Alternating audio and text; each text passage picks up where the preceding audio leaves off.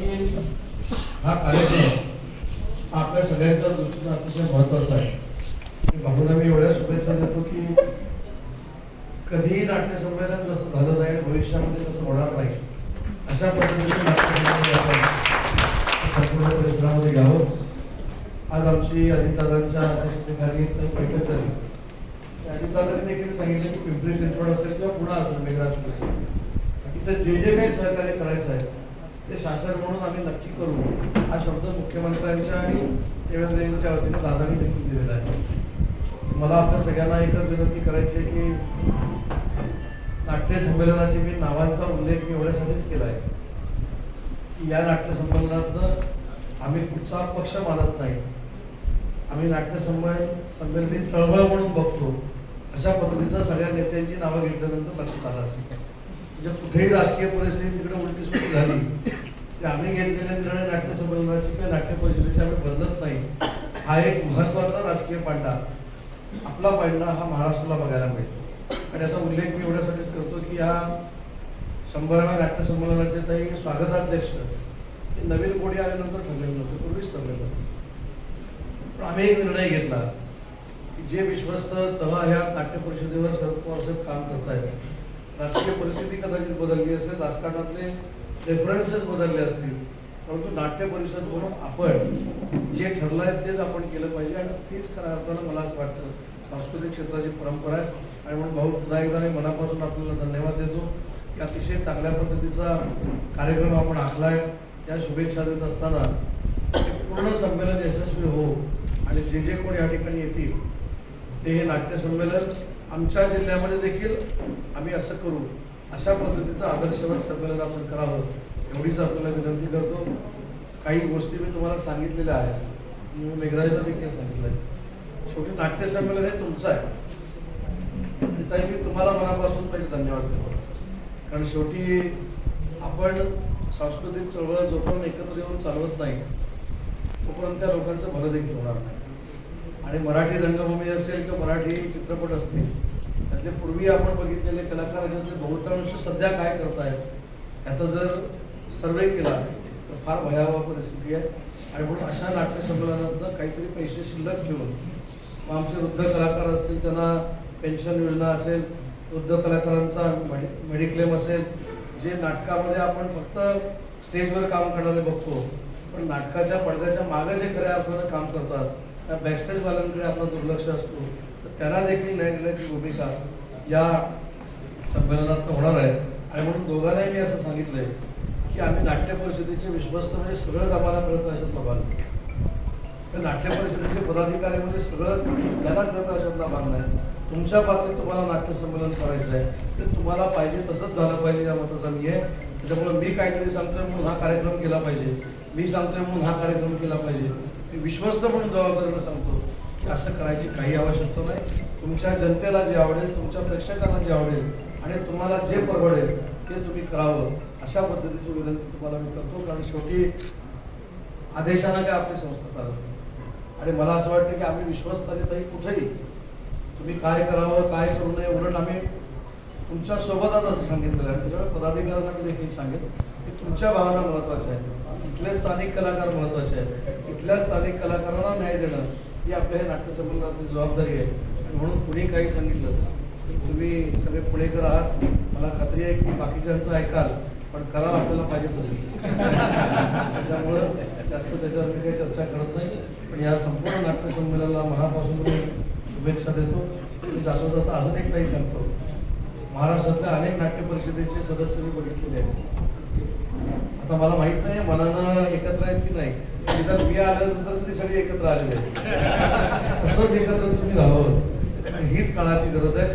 शेवटी राजकारणात गटतट, राजकारणामध्ये हेवेदावे मतभेद मी समजू शकतो, पण ज्या मातृसंस्थेमध्ये आपण सगळे काम करतोय ती अशीच असली पाहिजे. आणि म्हणून तुमच्या सगळ्यांचं कौतुक करतो. आणि शेवटपर्यंत नाट्य संमेलन होईपर्यंत ही माळ अशीच गुंफलेली राहावं ईश्वर चरणी प्रार्थना करतो आणि थांबतो. जय हिंद.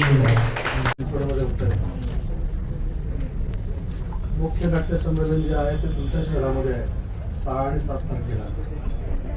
5 तारखेला मेघराजराजे भोसले या ठिकाणी बसलेले पुणे शहरामध्ये होत आहे. पुणे ही शैक्षणिक पंढरी आहे, सांस्कृतिक पंढरी आहे आणि आमच्या नाट्य परिषदेची पहिली शाखा ही पुण्यामध्ये त्या शाखेची सुरुवात झाली. या संस्थेची तळमळ्यात विश्वस्त हे शरद पवार साहेब आहेत, अशोक खांडे त्याच्यामध्ये एक विश्वस्त आहेत, गिरीश गांधी आहेत, मोहन जोशी आहेत, मी देखील एक विश्वस्त आहे. आणि विश्वस्तांच्या वतीनं आम्ही भाऊसाहेब भोईरांना शुभेच्छा दिल्या आहेत, मेघराज भोसलेंना देखील शुभेच्छा दिलेल्या आहेत.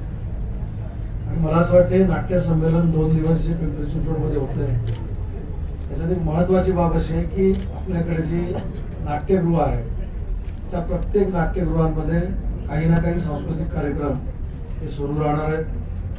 मुख्य स्टेजवर देखील कार्यक्रम असणार आहेत, बालरंगभूमीचे देखील कार्यक्रम असणार आहेत.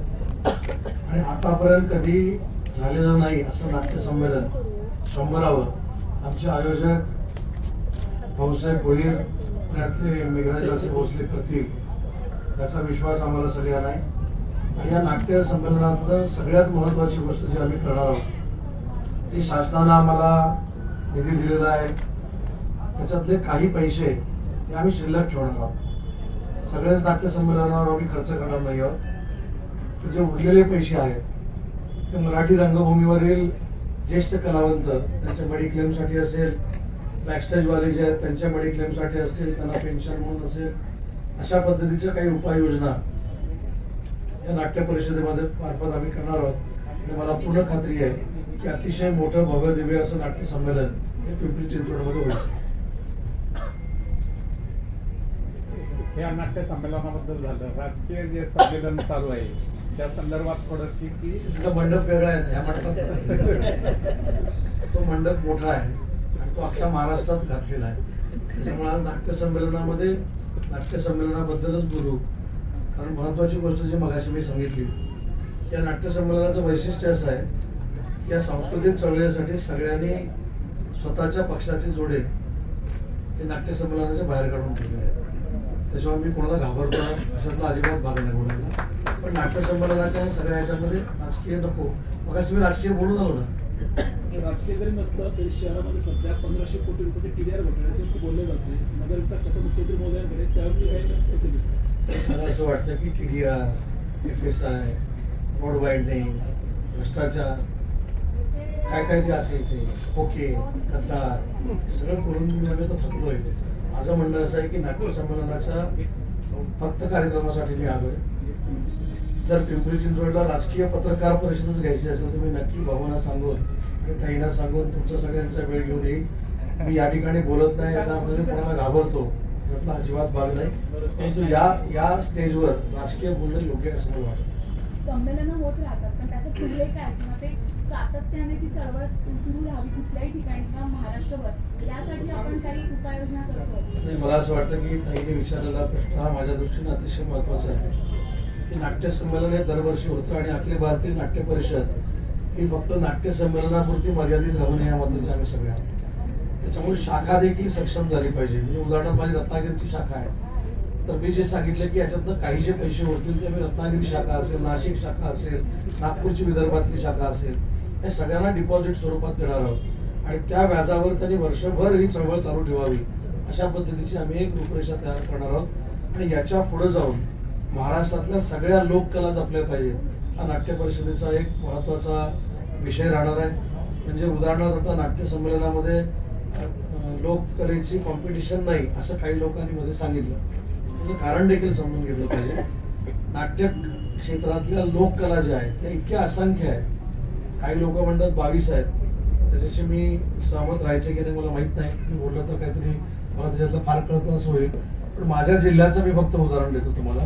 माझ्या जिल्ह्यामध्ये जाकडी नावाची एक लोककला आहे, नमन नावाची एक लोककला आहे आणि भजन नावाची एक लोककला आहे. आता माझ्या जिल्ह्यामध्येच एका जिल्ह्यात 3 लोककला आहेत तर किती लोककला आहेत. कारण तुम्ही जसजसे जिल्हे बदलतात तस तशी लोककला बदलते. तुम्ही सिंधुदुर्गामध्ये गेलात तर बाहुल्यांचा खेळ करणारी फार मोठी लोककला आहे. तिथे दशावतार नावाची लोककला आहे. तुम्ही रायगडमध्ये आला की 3-4 लोककला आहेत. तर तो महोत्सव म्हणून आपण करू शकतो. कॉम्पिटिशन म्हणून जर करायला गेलो तर 365 दिवस हा एकच कार्यक्रम चालू आहे नाट्य परिषदेला. शेकडो कोटी रुपये उभारून गदिमा उभारले गेलेले आहे. त्या ठिकाणी अनेक त्रुटी अनेक कलाकारांनी नाराजी व्यक्त केली. त्याच्यात ते बदल चालू आहेत असं तुम्ही मला सांगितलं. पण मला असं वाटतं की त्याच्या पलीकडे जाऊन सांगतो नाट्य क्षेत्रातलं आम्ही ही सगळी नाट्यगृह जी आहेत हे सोलारवर आणण्याचा प्रयत्न करतो. याचं कारण जे भाडं परवडत नाही नाट्यसंस्थांना ते निम्म्यावर येऊ शकतं. आणि हे फक्त मी सांगण्यासाठी नाही, माझ्या रत्नागिरीच्या नाट्यगृहाचं 65 लाखाचं सोलारचं टेंडर मी काढलेलं आहे आणि चिपळूणचं देखील काढलेलं आहे. त्याच्यामुळे मी स्वतः सांगतो आणि मग करतो. त्याच्यामुळे सोलार बसवण्याचं काम चालू आहे. आणि प्रत्येक नाट्यगृह हे शौचालयासकट चांगलं असलं पाहिजे अशा पद्धतीची आमची भूमिका आहे आणि त्याचा मेंटेनन्स आम्ही सुरू केला. शेवटचं वर्षी नाट्यगृह हे लोकांसाठी आहे, पण तिप्पटीने भाडेवाढ झाली नाट्यगृहांची, त्याबद्दल काय सांगाल? मी सांगितलं ना, नाट्यगृहांची भाडी वाढ झाली त्याला सगळ्यालाच महानगरपालिका जबाबदार आहे असं मी मानत नाही. त्याच्यावर काहीतरी परमनंट सोल्युशन्स काढली पाहिजे. आणि जर सोलार ठेवून त्याचं लाईट बिल तुम्ही कमी काढलं किंवा जनरेटर असेल तर डिझेलचं बिल कमी झालं तर मला असं वाटतं की सगळी निम्म्यावर भाडी येतील आणि नाट्यसंस्था देखील समाधानी राहतील. धन्यवाद. अध्यक्ष प्रशांत दामले यांनी नाट्य परिषदेचे अध्यक्ष यांनी गदिमाबद्दल काही सूचना केलेल्या आहेत. त्या सूचना मला माहित नाही आपल्या महापालिकेपर्यंत पोहोचतात की नाही, पण त्यांनी काही सूचना केल्या त्या खरंच प्रशांत दामले असतील किंवा या नाट्य क्षेत्रातले सगळे तज्ज्ञ असतील ते ज्या ज्यावेळी सूचना करतात त्याचं तंतोतंत पालन सरकार म्हणून आम्ही करतो. आणि म्हणून गदिमाचं देखील जे काही इन्फ्रास्ट्रक्चरचं मी केलेली आहे त्यांचे जे काही गैरसमज आहेत ते दूर करण्याचा प्रयत्न केलेला आहे. परंतु एक महत्त्वाची गोष्ट मी सांगतो जी सगळ्यांनाच माहिती आहे, इथे सगळ्यांना माहिती असेल की आपल्याकडे जे दाखला दिला जातो त्या वडिलांच्या रक्तसंबंधाला दिला जातो आणि त्या रक्तसंबंधातल्या सगळ्या लोकांना दाखला देण्याचा निर्णय हा मुख्यमंत्री महोदयांनी घेतलेला आहे. हे मी स्वतः त्यांना परवा देखील सांगितलेलं आहे. तर सगळ्याच गोष्टी मी इथे सांगत नाही, परंतु त्याच्यातलं ते समजूतदारपणे मार्ग काढतील याची खात्री. इंद्रायणी नदी संदर्भात विधानसभेत घोषणा आली, काम कधीपर्यंत सुरू होईल? इंद्रायणी नदीची घोषणा ही फक्त विधानसभेमध्ये झाली नाही, तर त्याच्या अगोदर मी 1.5 महिना स्वतः पिंपरी चिंचवडमध्ये आलो होतो. इंद्रायणी पवना ह्या ज्या नद्या आहेत त्या ज्या MIDCकडनं काही प्रदूषित होत असतील, काही रिअल इस्टेटकडनं होत असतील, काही महानगरपालिकेचं पाणी त्याच्यामध्ये जात असेल, त्याचा आपण DPR करतो आहे. 3 वर्षाचा तो प्रकल्प आहे. किमान 2,000 कोटी रुपये त्याला खर्च येणार आहे. आणि PMRDA त्याच्यानंतर तुमची महानगरपालिका MIDC असा संयुक्त कार्यक्रम आणि तो प्रकल्प आम्ही करणार आहोत. त्याला जवळजवळ 2,000 कोटी रुपये खर्च येईल आणि तो 3 वर्षाचा प्लॅन. मराठा आरक्षण जे आहे ते कायद्याच्या चौकटीतच राहून आम्ही मागत आहोत, मात्र ते मिळत नाही म्हणून अशी वेळ आमच्यावरती आली असं जरांनी समजलं. खरं मराठा आरक्षण गायकवाड समितीच्या वतीनं जे पहिल्यांदा दिलं ते देवेंद्रजींनी दिलं. हायकोर्टामध्ये ते टिकलं, सुप्रीम कोर्टामध्ये देखील 1 वर्ष टिकलं. परंतु सरकार बदलल्यानंतर अक्षम्य दुर्लक्ष जे झालं त्याच्यामुळं एम्पेरिकल डाटा आम्ही देऊ शकलो नाही. आता त्याचा दोष कोणाचा होता मला त्याच्यात काही बोलायचं नाही, पण एम्पेरिकल डाटा गोळा करण्यासाठी राज्य मागासवर्गीय आयोगाला 360 कोटी रुपये या सरकारनं उपलब्ध करून दिलेले आहेत. आणि मला असं वाटतं की एम्पेरिकल डाटा ज्यावेळी आम्ही सुप्रीम कोर्टामध्ये दाखल करू त्यावेळी पुन्हा एकदा टिकणारं आरक्षण मराठा समाजाला मिळेल आणि त्याच्यासाठी 1 दिवसासाठी विशेष सत्र भरवायचा निर्णय देखील मुख्यमंत्र्यांनी घेतलेला. जरांगे पाटील आणि भुजबळांमध्ये शाब्दिक नेहमीच चकमक सुरू आहे, त्यामुळं वाटत नाही की दोन्ही समाजामध्ये तेढ निर्माण नाही. याच्यामध्ये दोघांनाही हात जोडून विनंती आहे की समाजामध्ये तेढ निर्माण होणार नाही. कारण शेवटी OBC समाज असेल, मराठा समाज असेल, हे सगळे एकत्र आजपर्यंत राहण्याची परंपरा ही महाराष्ट्राची परंपरा आहे. आणि त्याच्यामध्ये कुठं वाद निर्माण व्हावं अशी वक्तव्य टाळली गेली पाहिजेत. आणि OBC बांधवांना देखील मी सांगू शकतो की OBCचं कसलंही आरक्षण, कुठच्याही पद्धतीचं आरक्षण हे त्या आरक्षणाला धक्का लागणार नाही, कुठेही कमी होणार. कर्नाटकमध्ये हिजाब बंदी जी आहे ते उठलेली आपल्याला पाहायला मिळते. काय वाटते नक्की सरकार